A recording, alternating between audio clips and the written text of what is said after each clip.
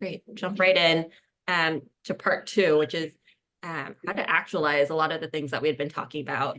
I have the same no financial disclosures and a land acknowledgement to the RMA Tush. And then just our agreement with each other to ask the questions that we have, to share the experiences that we have, because there are no right answers to a lot of this. So where we are now is we're really going to focus again on how you get started prescribing buprenorphine to someone, how you can prepare a patient, the different methodologies for doing that, and how you might switch between either buprenorphine products to get to the effect that you want, or a little bit between buprenorphine and other opioids. So a couple of abbreviations throughout the slide. So Bupe will be buprenorphine, as you know, and I'm going to use that kind of globally to refer to either the mono product, so buprenorphine alone, or brand name Subutex for the sublingual, or the combination buprenorphine naloxone product. And we'll kind of specify when there are specific indications for one or the other. FOA is a full opioid agonist. And so you have the short acting, full opioid agonist, and you have long acting, and then HM is hydromorphone. Okay, so building off some of the other sessions that we've had and what you already have learned about buprenorphine and your experience, we're just going to do a little bit of a mini case review. And this really, I know it's early in the morning, maybe the first time that you're thinking about Bupe in a long time. And so this is meant to just kind of get the gears turning. And if you wouldn't mind sharing in the chat what your instinct or what you're kind of thinking, that would be just helpful for the discussion and for us all to know where to focus our time. But we'll start with a case. So case of an 80-year-old gentleman with multiple myeloma who went to the emergency room after falling. He takes 2 milligrams of hydromorphone up to 6 times a day. His last dose was 2 hours ago before you see him. Frequently falling at home, extremely distressed about his pain, these opioid side effects, including falls. In discussion, he's agreeable to starting buprenorphine with you. And so the question here is, does he, in this scenario, have the risk of precipitated withdrawal if you offer him a 2 milligram sublingual dose of buprenorphine at this moment? So it's kind of a quick yes, no kind of question. And I'm going to see if there's anyone who's willing to just throw into the chat, like what comes to mind, or whether they're thinking yes, no, maybe, most likely.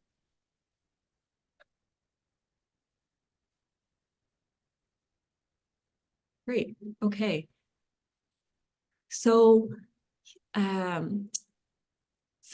we have here a gentleman who is on a pretty much around the clock, short acting, full opioid agonist. So he's on a full opioid agonist. His last dose was 2 hours ago.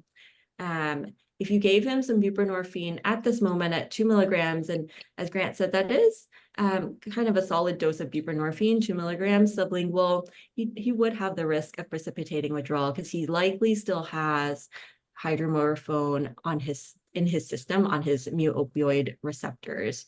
So really you want to space out kind of around 4 half-lives of when that short-acting full agonist will wear off. So the recommendation is for someone, if they're going to get a dose of buprenorphine at 2 milligrams sublingual, to wait for at least like 8 to 12 hours to let that full agonist wear off. So the 2 key points here are, one, that 2 milligrams of buprenorphine sublingual is kind of this threshold dose where you can precipitate withdrawal in someone. And then 2, as you all pointed out, that he is, for somebody who's on around the clock full opioid agonist, he is at a risk of precipitated withdrawal if you introduce buprenorphine into the system. Great, thank you. Thank you to the folks who are helping to think through that out loud. And so let's try a different case. So a 60-year-old woman with breast cancer, she's been taking oxycodone short-acting, 30 milligrams, 3 hours, pretty much around the clock. She ran out of meds 10 hours ago. Now she's in the ED in opioid withdrawal, and she talks with you and is agreeable to starting buprenorphine. Does she have the following, or does she have the risk of precipitated withdrawal if you discuss starting 4 milligrams of sublingual buprenorphine in her at this moment. On your own bed. It's like on that. What are you talking?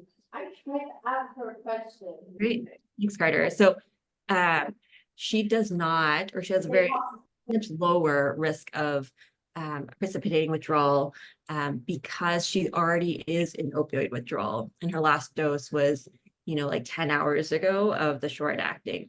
So regardless of the dose of short acting that someone's actually taking, you're more just watching the time for when that would have dissociated enough from the mu opioid receptors and when somebody might be at an opioid deficit.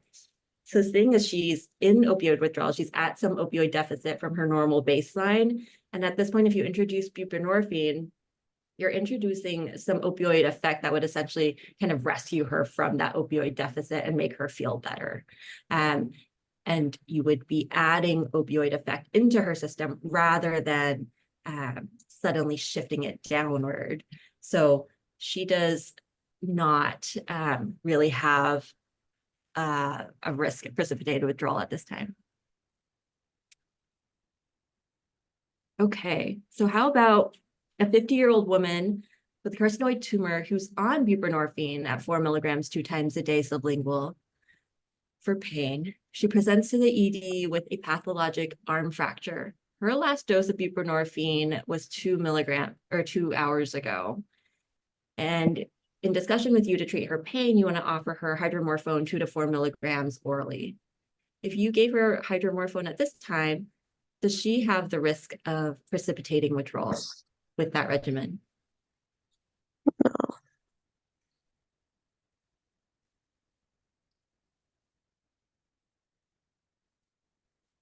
Gonna get a brave soul to throw an answer out there. So you have a patient who, yep, exactly. Thanks, Grant. So you have a person who's already on buprenorphine that at steady state. The buprenorphine is the primary thing that's attached to her mu opioid receptors and exerting its partial agonist effect. You then want to add full agonist onto that system to get additional pain control.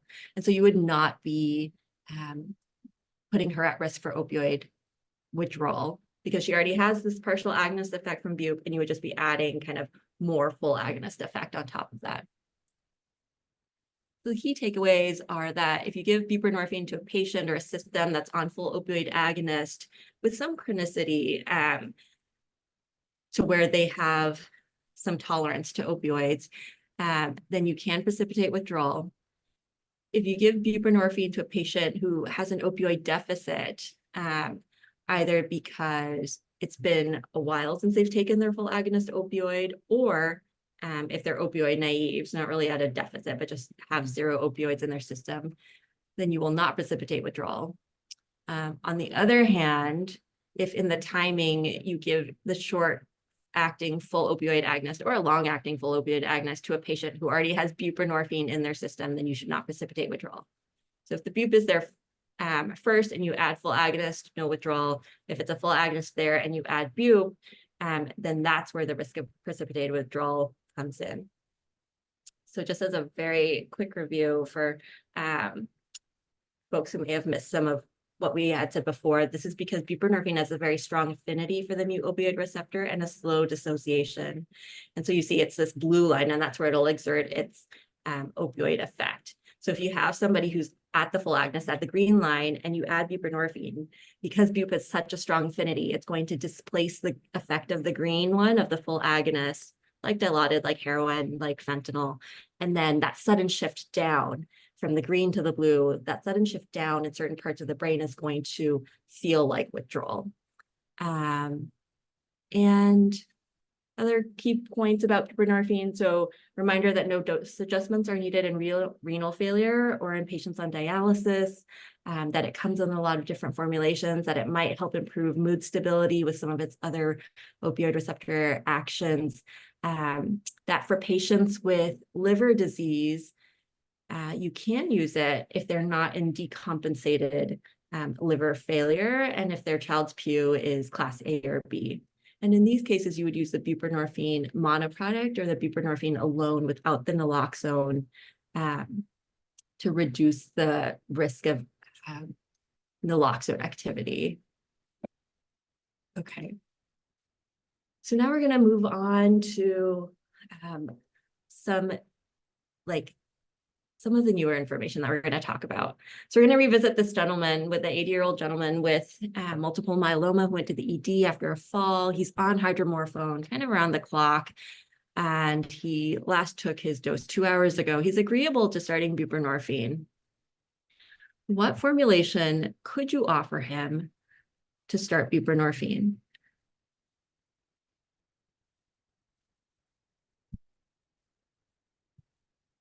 Let's see. So Grant says, going back to case 1, is there an OME of full agonist that is small enough where you can switch directly to Bupe and not worry about precipitated withdrawal? Or is that not a good way to think about it? That's a great question. So I'd say that it's more about the chronicity of somebody taking opioids. So we think less in terms of whether there's a dose that's small enough, but more like whether there's a frequency that is low enough to where the person is not likely to have precipitated withdrawal. So for instance, somebody could be using a large dose of hydromorphone or heroin, but if they're only using it maybe like once every day or two, and they wouldn't really have, you wouldn't consider them to have opioid tolerance in the same way that somebody on chronic long-term opioid therapy would have, then that person would have a lower risk of precipitating withdrawal if you added Bupe to their system. But even if for somebody who's using, say, like 10 milligrams of morphine regularly, say like 4 or 5 times a day, but every single day, then I would say that, just theoretically, given the likelihood that there is morphine on their opioid receptors exerting its effect, that if you did introduce buprenorphine, you could induce some precipitated withdrawal. I haven't seen anything about whether there's like a change in severity of the precipitated withdrawal for somebody who might have less opioid effects starting out. But I wouldn't think about it as the dose of full agonist that they're on, and more about the frequency or the chronicity. Thanks, Sharon. That's so helpful. It makes sense in this case where the OME is not all that crazy high, but the fact that they're taking it 6 times a day, like there's always something probably sort of sitting on their receptor, which it might be different if this case was 2 milligrams, like 1 to 2 times a day. Yeah. And that's really rare. You might be able to start something right off the bat. I think I understand what you're saying. Yeah, no, that's exactly right. The key concept is more just like how chronically are they using opioids, how frequently are they using it, rather than the actual dose that they're taking. Great. And then Carrie says, I would consider transdermal for this patient. I wonder if you could share why you're thinking that. Carrie, not to put you on the spot. I was just thinking for him, if he has concerns about pill burden, and also if I'm worried about adherence, that a transdermal formulation might be optimal. Great. Yeah. And we'll talk about this a little bit more. A transdermal formulation for him would kind of match to where his opioid use is. And so again, remember the transdermal and the buccal formulations are FDA approved for pain, and they come in what we consider like lower doses of buprenorphine overall. They come in micrograms versus the sublingual version of buprenorphine comes in milligrams. And that's really the formulation approved for as MOUD, as medication for OUD treatment. And rather than parsing it out like that, I just think of it as a continuum as a clinician. So if I'm going to use buprenorphine, I'm going to take advantage of, if you need just a little bit, I'm going to use the formulations that are in micrograms. And then at some point, if you need more, because I'm not achieving pain control, then I'll switch you over to the sublingual or the moderate high dose of buprenorphine. And yes, Winnie, transdermal is unlikely to precipitate withdrawal in this particular case. That's great. And we're going to talk a little bit more about that. For this person, So the 60-year-old with breast cancer who's using much higher doses of full opioid agonist, she's taking oxy 30 milligrams every 3 hours around the clock. What formulation might you offer her considering that spectrum? Or you're thinking like the transdermal patch buckle, or maybe the sublingual as where she might end up.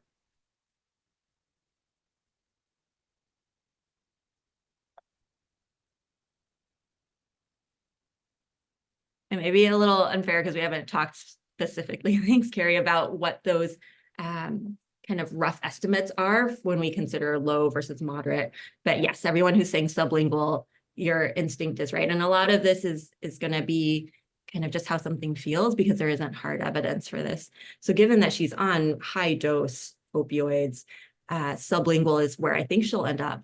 And then for her particular case, since she's already in opioid withdrawal, her last dose of short acting was 10 hours ago. She might be someone who I could just start that sublingual off the bat, but we'll talk more about that too.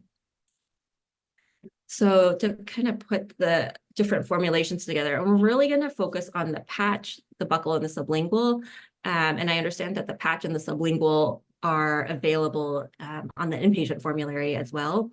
And in general, in the outpatient world, the buckle you'll see on the on the bottom row down here is the most expensive. And so I have the fewest number of patients on the buckle, like in the single digits, relative to the patch or the sublingual, just because those are much cheaper.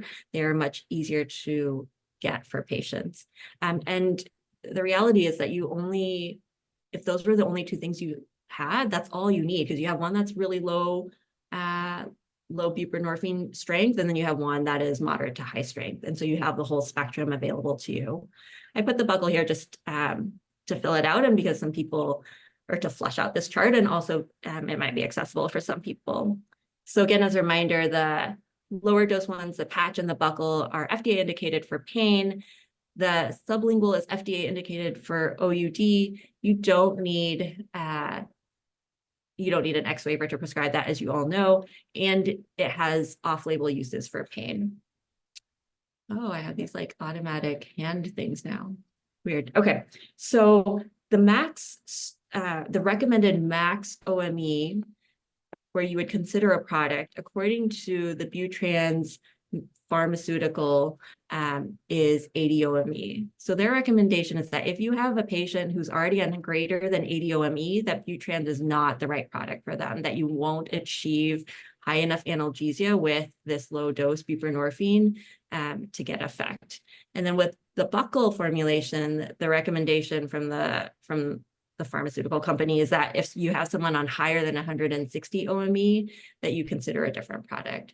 And so these are some guidelines when you're seeing a patient and you're considering which formulation to start them on.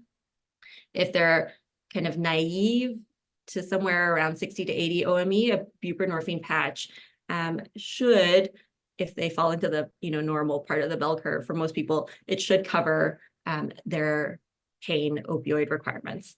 If you have somebody who's in the higher range and their OMEs are up to like 160-ish, 180, I might try someone who's on 200 on buckle. But if somebody is on much higher than that, like the person taking oxycodone 30 kind of around the clock, then they've superseded what these two products can do. And so you'd have to think about a sublingual buprenorphine as their eventual kind of pain control product. Yes, and just some cost information. So quick review of the buprenorphine patch. It's a 7-day patch, takes like 3 to 4 days, around 3 days to reach steady state. So you titrate it every 3 to 4 days. This table comes from the pharmaceutical website. And so it gives a rough guideline for you to always go back to about which dose you might start a patient on a Butrans patch. I will say that because things come from pharma, they're a little bit more conservative, and also specifically or importantly on the buprenorphine buckle and the Butrans websites, they'll say that you have to wean someone off the full opioid agonist or stop it in order to start the buprenorphine, and that's outdated. So you don't have to do that. And we'll talk about ways that you can do it instead. But these rough guidelines can be helpful. Same thing, Belbuca or the buckle offers some guidance as far as choosing a product. Their recommendation is that you start 75 micrograms once daily to 300 micrograms as a starting dose of Belbuca, and then you can titrate up from there because their product does go to 900 microgram films. The Belbuca film can be dosed once a day or 2 times a day. Again, it reaches, you titrate it every 4 days or so. Okay. And then lastly, the sublingual. So the thing to note here is the smallest dose of the sublingual is 2 milligrams. And when I say sublingual, I'm referring to either the Bupe mono product or the buprenorphine combination product, so the Bupe naloxone. And also to note, the sublingual product comes in both films, like Suboxone films, or Suboxone tablets. So it comes in generic as well. So it comes in buprenorphine films and buprenorphine tablets. And so in this previous discussion that we had, if you're to say buprenorphine film, you have to specify the route. Is it the buccal film that you're talking about, or is it the sublingual film? Those two things will differentiate what you're talking about. The word or the formulation of film itself is not specific enough. And then again, the target dose for OUD is 16 to 24 milligrams daily. You can go above that, and people do for concurrent pain or for OUD that needs stabilization. There is no target dose for pain when it's being used off label. I will say that in case series and kind of clinical experience, patients with chronic pain without OUD tend to stabilize on lower doses of sublingual buprenorphine. So it tends to be in the single digits, like somewhere around 6 to 10 milligrams or so. And I'll show you some data from a chronic pain buprenorphine paper in a moment. And Sandy asks, would you ever put on more than a 20 microgram per hour patch? Great question, Sandy. And so, yes, I would consider that. And we have done that. There are a couple of patients here at UCSF, and like in the single digits, whose insurance did approve for them to be on more than the current FDA max of 20 micrograms per hour.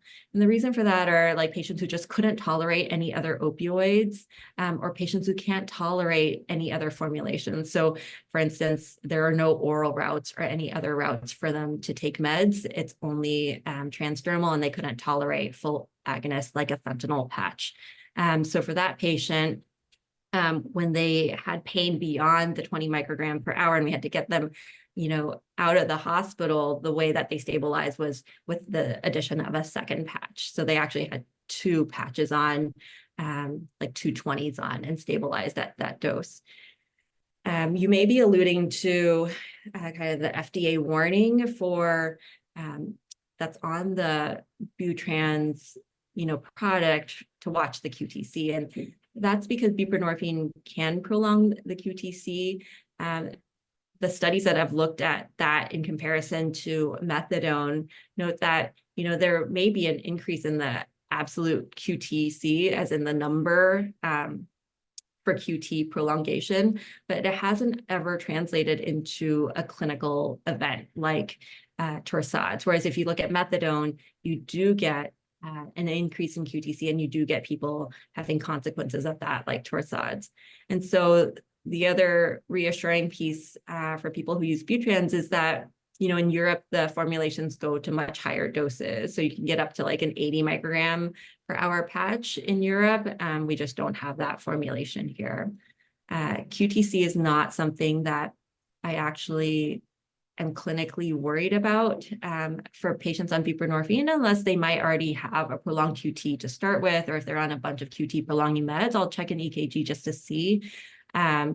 But I don't have the same hesitation about QT and buprenorphine the same way that I would be with methadone and QT. Okay, a couple of patient education tips as you're, talking with patients, just to make sure that they actually get the most benefit out of the product that they're using. A lot of times, if the analgesia or the effect isn't there, it's because the patients aren't actually taking the medication in the way that maximizes that. So it can be a little bit tricky with the sublingual and the buccal. So the sublingual and the buccal both take some period of time for it to dissolve and absorb. At least 15 minutes. They recommend, up to 30 minutes of leaving it in there. And they dissolve a little bit more easily if your mouth is moist. And so for patients with like head neck cancer or who've had radiation to the head neck, sometimes this is a consideration, especially if they or other patients who just don't make a lot of saliva, but will try, rinsing out their mouth beforehand, just to help things dissolve. And then with that, no eating, drinking, smoking, kind of for the 30 minutes after you have that medication in place. And once the thing dissolves, once the film or the tablet dissolves, that medication has been absorbed. And so there can be leftover kind of saliva and some of the vehicle itself. You don't have to swallow that. It can be a little bit bitter for some people. You can spit it out. So you just want to have that, product in place for long enough for it to dissolve, and then you can spit out whatever is left after that. And sometimes that helps if folks say that they can't tolerate the taste. Carter says, have you seen much improvement in neuropathic pain with Bupe like we do with methadone, or will its effect on neuropathic pain be similarly limited to what we see with agonists? So, theoretically, buprenorphine can help with neuropathic pain. It does have this ORL1 activity, and so it can help kind of with some spinal anesthesia. It can also help reduce some hyperalgesia. I wouldn't say that I see the same kind of drastic effect in the same way that I do when I start a patient on methadone, specifically with the intention of like the NMDA antagonism for neuropathic pain. And awesome. So Grant says that the Bupe Task Force has been preparing patient instruction smart phrases that will help include this information, and that's perfect. All right. Great questions, people. Thank you so much.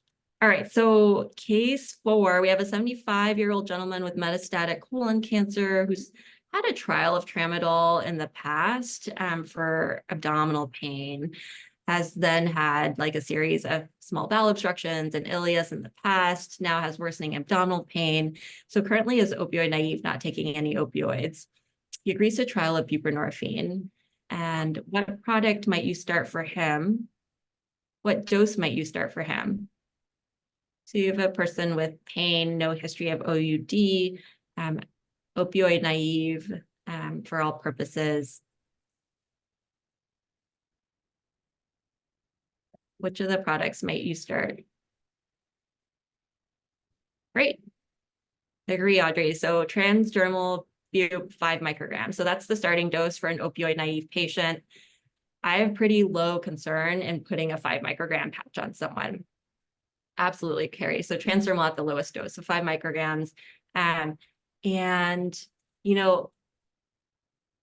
the most often outcome that I have when I start a 5 microgram patch on someone is that they say they feel nothing. So one of my colleagues considers it kind of a homeopathic dose, but we'll just do it as a tester dose to make sure that they tolerate the patch and that there's no questions. I've had very few people who feel any opioid side effects on the 5 microgram per hour patch, whether that's sedation or nausea or anything else. So that is a safe patch to just kind of, if there are no other contraindications, to safely offer somebody, especially somebody who's naive to opioids in general. How quickly would you have to go up on the patch if they don't have benefit? So I would go up every 3 to 4 days. So I'd put the 5 microgram patch on and then try to give them a call in the middle of the week, or give them instructions if they're somewhat organized beforehand to say like, all right, today's Monday. If by Thursday or Friday, like you don't feel any effect, go ahead and add on another patch. So I'll just double it from 5 to 10. So you could do that like 5, 10, 15, 20. And for folks who say might be opioid naive and are having a lot more pain, I might just start at 10 kind of straight off. But 5 is a safe place to always start there. Okay, and then going back to our first gentleman, the 80-year-old with multiple myeloma who's on the hydromorphone and been falling, he's agreeable to start a buprenorphine transdermal patch. He's been taking 2 milligrams of hydromorphone 6 times a day for, say, like the last 2 months. So if you were to start a buprenorphine patch on him, what dose do we start? How do we start it? And do you have to stop the hydromorphone to start the bupe? Since we haven't talked about this yet, I'll say that, his OMEs are roughly somewhere in the 70s, like 72, 60 something. So he would be somebody who's on the higher end of the transdermal patch, somebody who I would consider a 20 microgram per hour patch to see if I can get effect for him.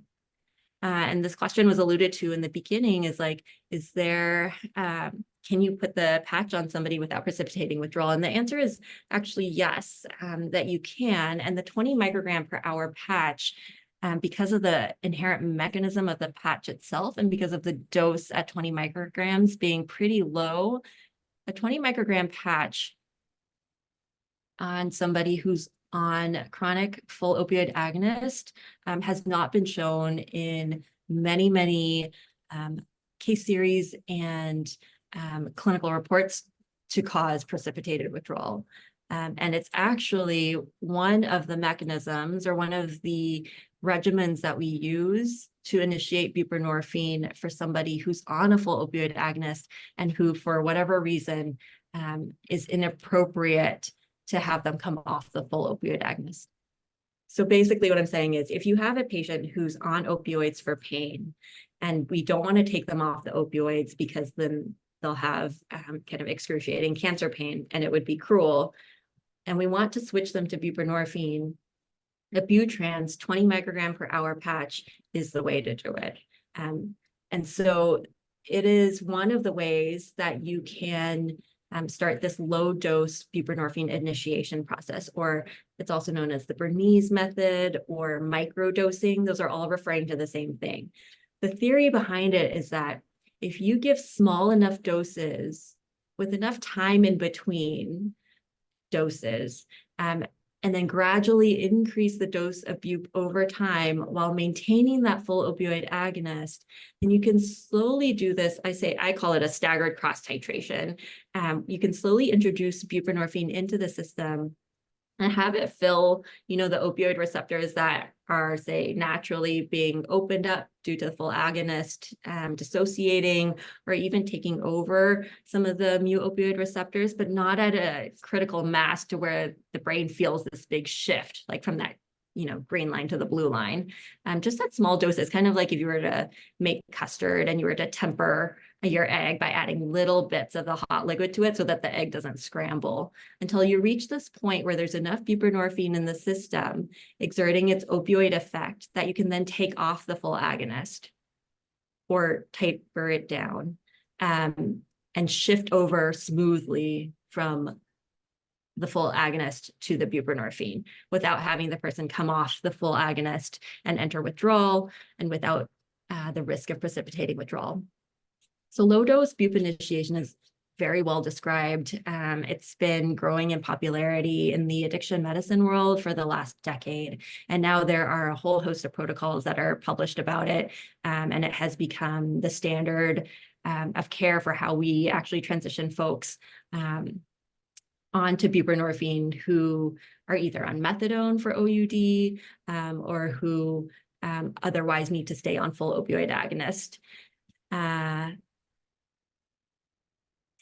One of the other ways to think about it is, instead of if you wanted to get to from the 14th floor down to the 2nd floor, say if you're on a full agonist and you're at the 14th floor and then you wanted to drop the full agonist and get down to the 2nd floor, the traditional method would be that I stop the full agonist, you kind of jump out the window of the 14th floor, you lose all of your full agonist effect and you land somewhere, on ground zero.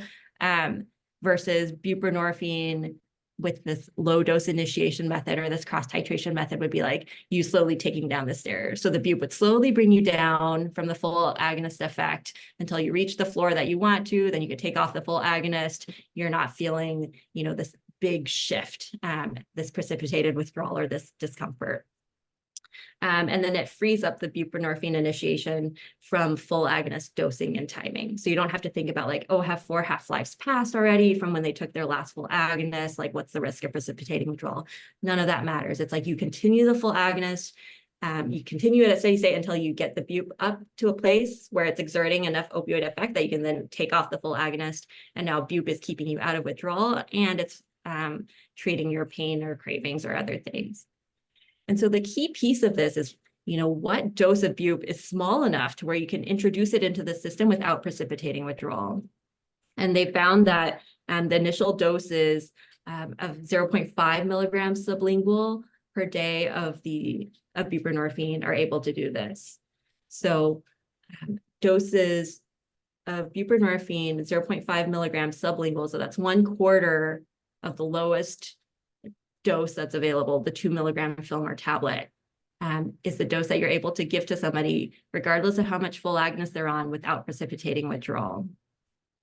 Other key parts of this initiation process are that you have to keep the full agonist steady until the Bupe builds up to a place where it is strong enough to take over the majority of the opioid receptor action so that you can take off the full agonist. You can do this in multiple settings, so inpatient, outpatient.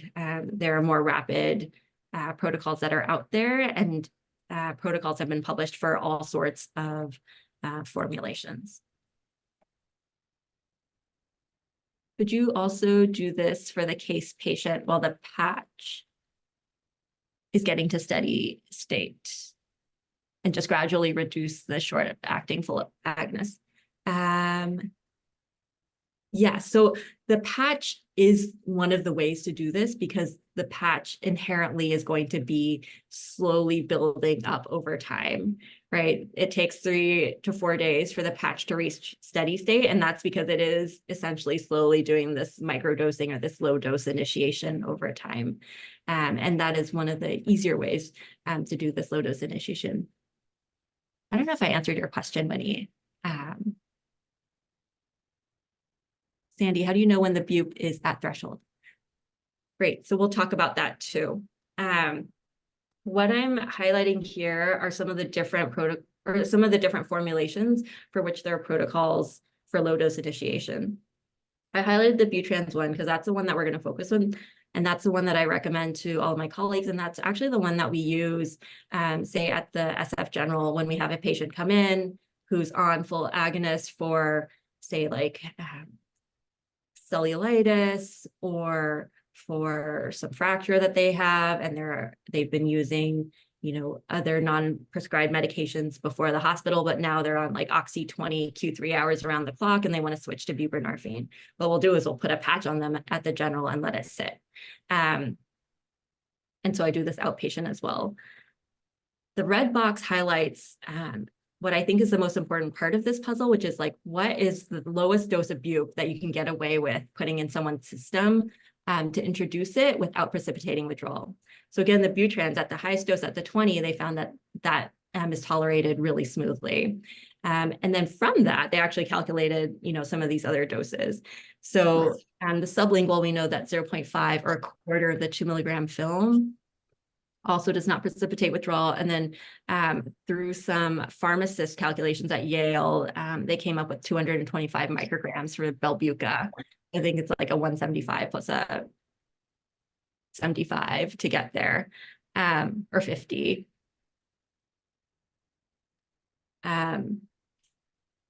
Okay. So before you do this process with a patient, some of the things to have in place, and this, you know, is other stuff that can be helpful to have a smart phrase ready, is like, I will prescribe or make sure that patients have these quote comfort meds at home. And a lot of our patients do have symptom management meds in general, but these are the medications that they can use during the process if for some reason they feel a little bit off. And most, you know, folks will not feel kind of overt or frank opioid withdrawal, but they might feel a little bit off sometimes, and it might be hard to pinpoint. So it can be helpful to have something for nausea, something for diarrhea, although that doesn't really happen, something for like insomnia, something for a little bit of anxiety. We'll often also use like NSAIDs and acetaminophen for pain during this process. And then you want to make sure that the patient has enough of the full agonist to last through the initiation process, right? Because they both have to overlap as you're doing this. So I just want to make sure that they have their refill, that they have enough on hand for the, 2 weeks that we're going to go through this process, or for the month that we're going to go through the process, however long it takes. The thing for you to know about and for your patient to know about is that there's no timeline that this process has to take place in. Each step, and I'm talking about outpatient here, each step and inpatient, but each step can be slowed down or paused for as long as necessary, depending on the clinical situation, depending on how you're feeling, depending on how the patient's feeling. So for patients who might be a little bit less savvy with medical information or following complicated instructions, who might be a little bit less organized, then I slow down the process. I'm like, why don't we just do one step a week, for instance, so that there's not so many changing plans for that patient to follow. Or if a patient is really anxious, and maybe they've been on buprenorphine before, maybe they're just anxious about changing up their pain regimen, then I reassure them like, yes, we can slow this down at any point, let things settle down, let things equilibrate. And then once you feel, steady, we can then go on to the next step. So what I'm going to present in the following tables are kind of the fastest, the most rapid way to move through the process, because there's an interest in the literature to see how fast we can push things, especially for the inpatient side. But just know that you have full control with your patient to slow things down, pause at one step for like many days, for a week, for a couple weeks, whatever is necessary.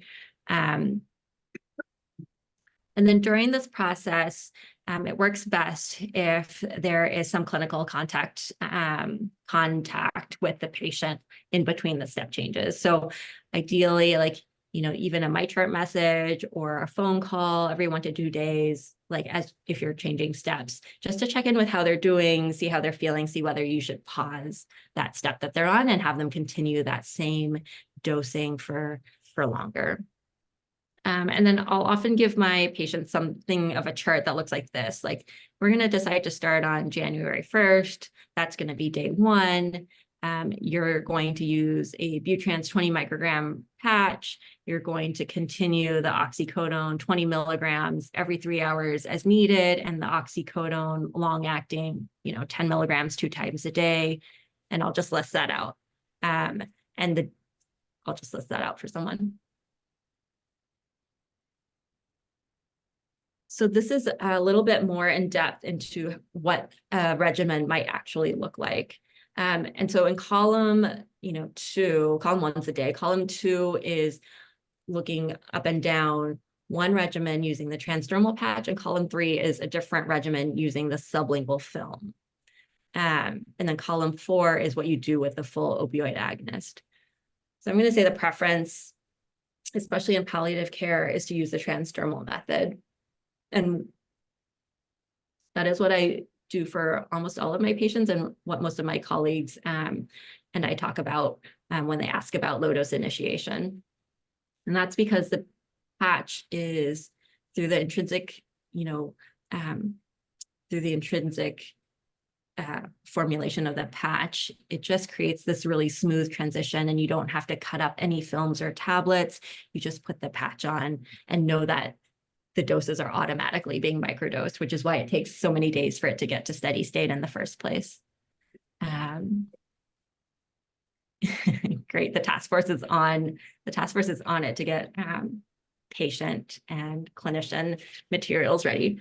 So the red box highlights the starting doses that will not cause precipitated withdrawal. I probably said this so many times that you're tired of it. So Butrans 20, totally safe to put in somebody with on a full opioid agonist.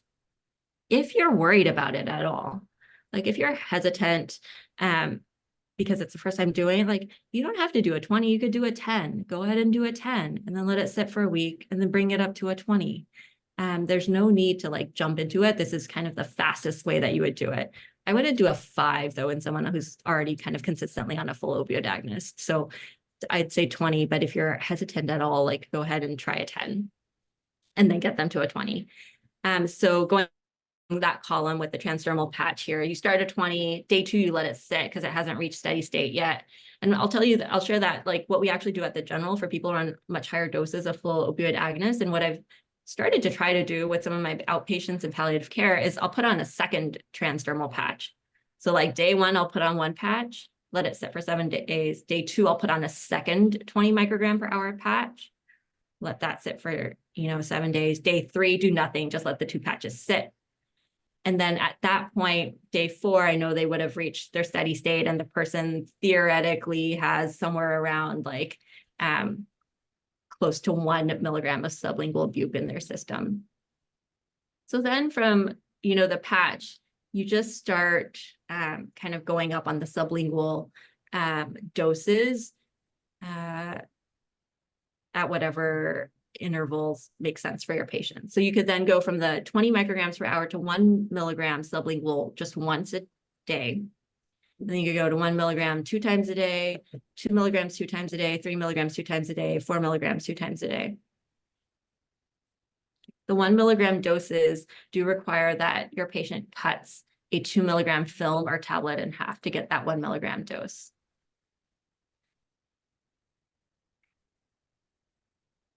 So what do you do with the full opioid agonist? So you have to continue the full opioid agonist until buprenorphine's at this threshold where it can cover the, with their cross titration, are they still on it? Yes, great question, Kim. So with the whole point of the cross titration is that you have to continue the full agonist until the buprenorphine is strong enough to take over that opioid effect.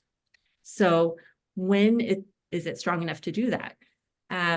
In the protocols that are published, you'll see that the full agonist starts to be tapered off or discontinued somewhere around like 8 milligrams of sublingual a day, 6 to 8 milligrams sublingual a day. So I'd say like for me, that's the threshold where I start to think about if I'm going to taper someone off of a full agonist, like they're long acting, I might start to, cut down on the methadone or cut down on the long-acting oxycodone once the buprenorphine's at 8 milligrams sublingual a day. It's also okay to leave the full agonist all the way until someone's on 16 milligrams of bupe a day, so at 8 milligrams BID. So several of the protocols will have the full agonist continuing until somebody's at that 8 milligrams sublingual BID and then take it off. And given the nature of bupe, there is much lower risk of respiratory sedation. So it's been safe to leave it up to there. Day 3, do you leave the patch on? Yes. So I would leave the patches on until they expire. So 7 days from whenever you put it on. And then once they expire, you take it off and you just don't replace it. You could take it off when you switch to sublingual, but I don't know, we just kind of get additional buprenorphine effect by leaving it in place. So here in this protocol, it's highlighted on day 6 when this person's at 3 milligrams sublingual twice a day. So 6 milligrams or 8 milligrams. This is where it's safe to start discontinuing or tapering off the full agonist if that's appropriate. So at this point, this is the kind of the critical threshold for a bupe where it's in the system. If you take off the full agonist or cut it down, I'd probably cut it down at this dose. They're not going to have like iatrogenically induced withdrawal because the bupe should have an effect. For many of our patients, it's also appropriate to continue the full opioid agonist as PRN. So for most of my patients, it'll be like, okay, once we get to the 6 or the 8 milligrams of sublingual bupe, I'll start cutting down on the long acting. That's the one that I reduce first, and then keep the short actings as needed for pain, for any opioid withdrawal effects as we continue to go through the process. Do you have any difficulty from insurance or pharmacies prescribing both the transdermal and sublingual at the same time? I'll usually prescribe the transdermal first, and then prescribe the sublingual like a couple days later so that they're not in the same fill, and just let them know that I'm switching. We have had to send, some of the published protocols to some of our pharmacists to show them that this is that there's an evidence base behind this process. And I guess in those cases, like I haven't had people on the transdermal and the sublingual simultaneously for more than like a week. So it hasn't really come up as an issue.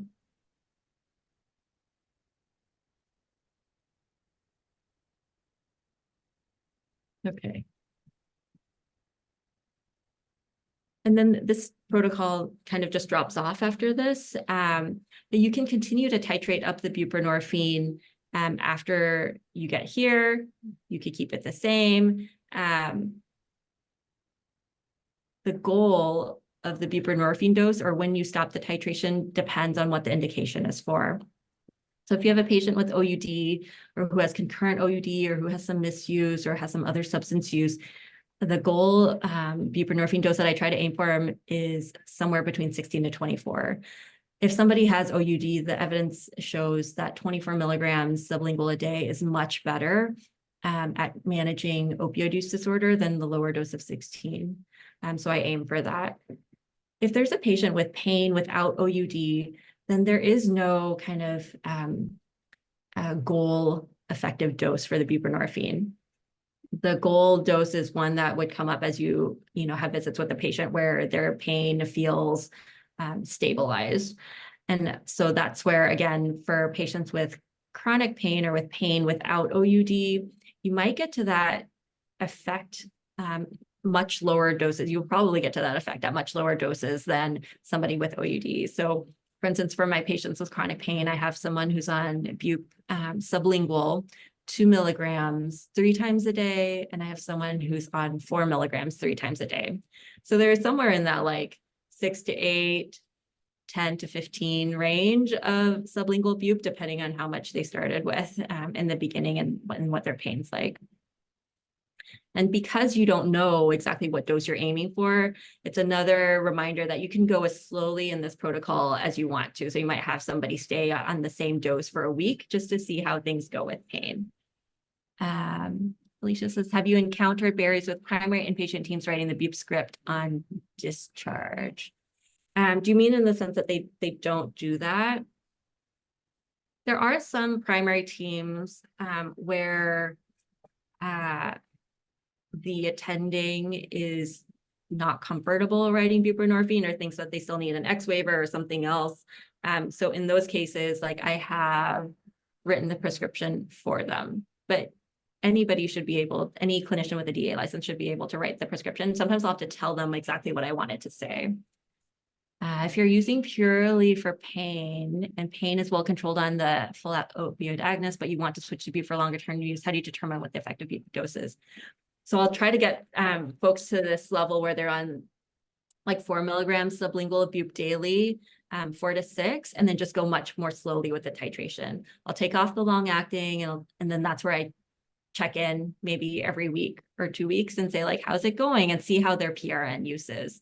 If their short acting opioid use continues to have, if they're still continuing to use their short acting like around the clock, then I'll be like, all right, just as I would titrate any other long acting, I'm going to go up on the buprenorphine. For my patients with pain, like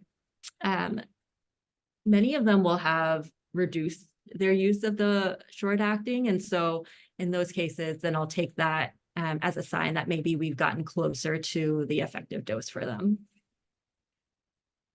I wish it was more precise. So you would keep the short acting for PRN on top of the Bupe? Yes, I generally do for my patients with serious illness, unless there's something else that I'm concerned about.